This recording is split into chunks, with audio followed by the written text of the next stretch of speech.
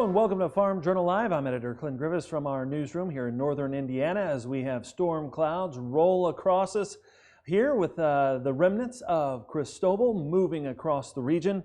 We're going to get to that in just a minute, but first we'll start with the latest on this dicamba story that's been happening since that district court ruling from last week. The Illinois Department of Agriculture permitting farmers to resume spraying dicamba in the state. Now, this is different from a few days ago. The state first saying it wouldn't let farmers spray unless EPA stepped in following that Ninth Circuit Court decision to vacate the registration of 3 dicamba products. Now, EPA, they did step in saying that farmers and applicators could use what they had in their possession as of June 3rd. The Illinois Department of Ag now also extending its cutoff date for applications to June 25th, giving farmers 5 extra days. But even though states and EPA say yes, liability questions remain, one ag attorney telling us, if in doubt, listen to your state regulators.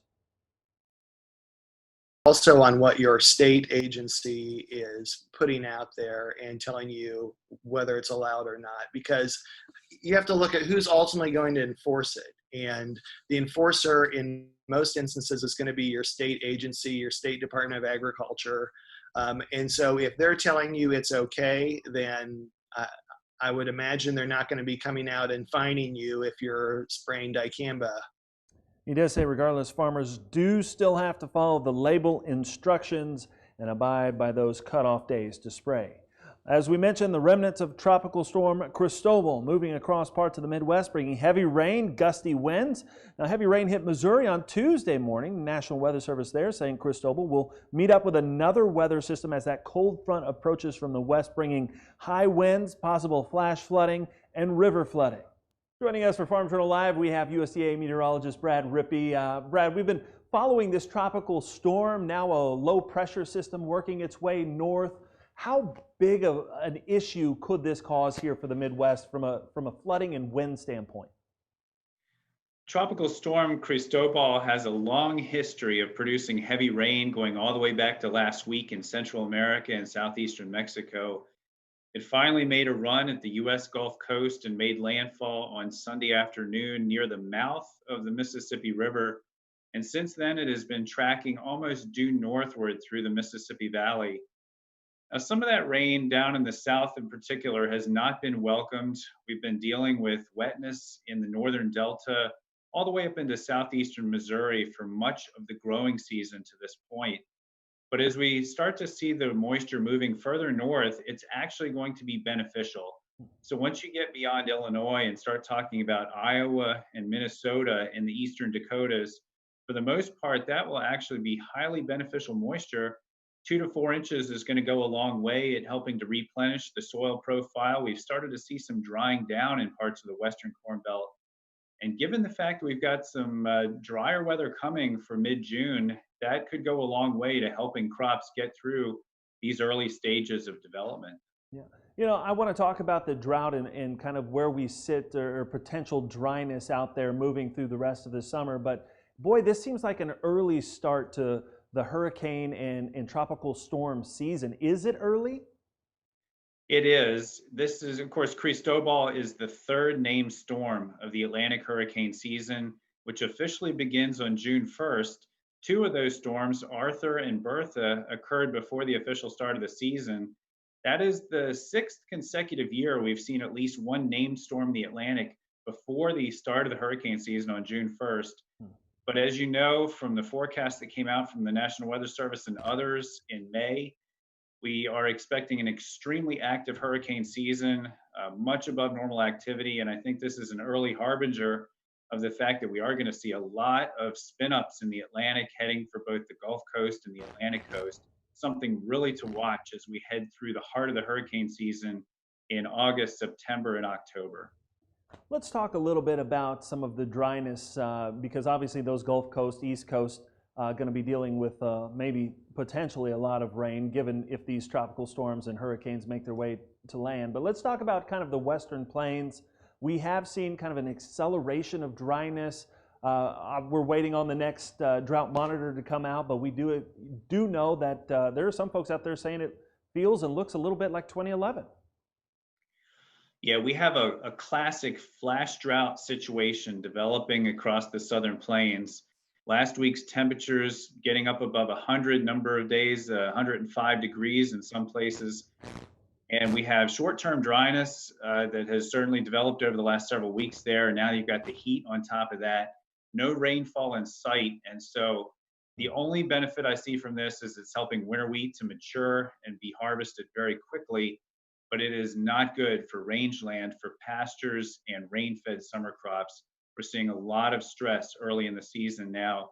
We're not quite to where we were in 2011. That year, dryness started way back the year before, around October 1st. But we are rapidly deteriorating. And I think if you look at the USDA NASS topsoil moisture numbers for the week ending June 7th that just came out on Monday, 53%, very short to short in Oklahoma. That's a 30 percentage point jump from the previous week. We've also got some really big numbers coming in for Texas, New Mexico, and stretching westward all the way to California. So this entire area, really the nation's southwestern quadrant, has turned very dry very quickly. It's being manifested in the form of wildfires, grass fires, and significant crop stress. You know, and that probably is a concern as we go through the summer season, continued dryness, especially in those national forest area where we do have, you know, lots of fuel for those kinds of fires, is if it dries out like it is. Yeah, there was a big lightning event in the Southwest over the weekend, and that sparked a number of wildfires. Biggest one is in Arizona, and 25,000 acres. There's a smaller fire that's very visible from the Tucson area in southeastern Arizona. It is June. It is getting into the wildfire season for the Southwest, but we've got a few weeks ahead of us until the monsoon kicks in, typically in early to mid-July across the Southwest. So it could be a pretty protracted period given the wind, the dry weather, the low humidity until we get into the monsoon season, which, by the way, is not expected to be very robust this year. There's certainly an active and early wildfire season ongoing now for the Southwest. Brad, do we know if we're going to see an El Nino or La Nina start to form? Have we gotten any indications about that yet? We're in a neutral situation right now. And as we move deeper into the summer and beyond, La Nina actually becomes a bit more of a possibility. It's not expected to be a major player for the 2020 growing season. But as we head into autumn and winter, La Nina and neutral conditions become equally likely. And so that's something we'll be watching. La Nina often means drought across the southern United States. If we do evolve into a La Nina, that could add insult to injury for the Southwest and the Southern Plains, where we're already diving into drought very quickly.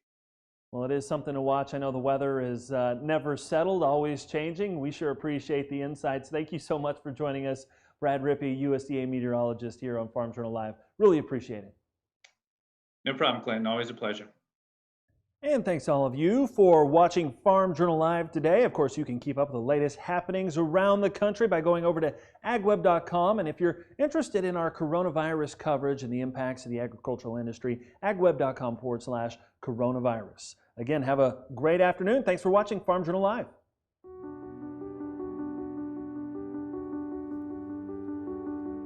It started as social distancing, self-isolation, and caring for loved ones. A time for agriculture to be proud, to be essential.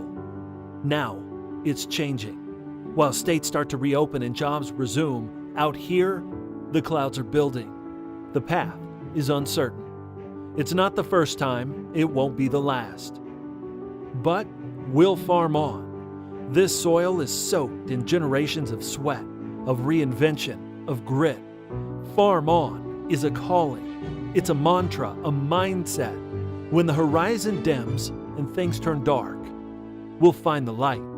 We may be doing this for you, but we're also doing it for them. 2020, now's the time to farm on.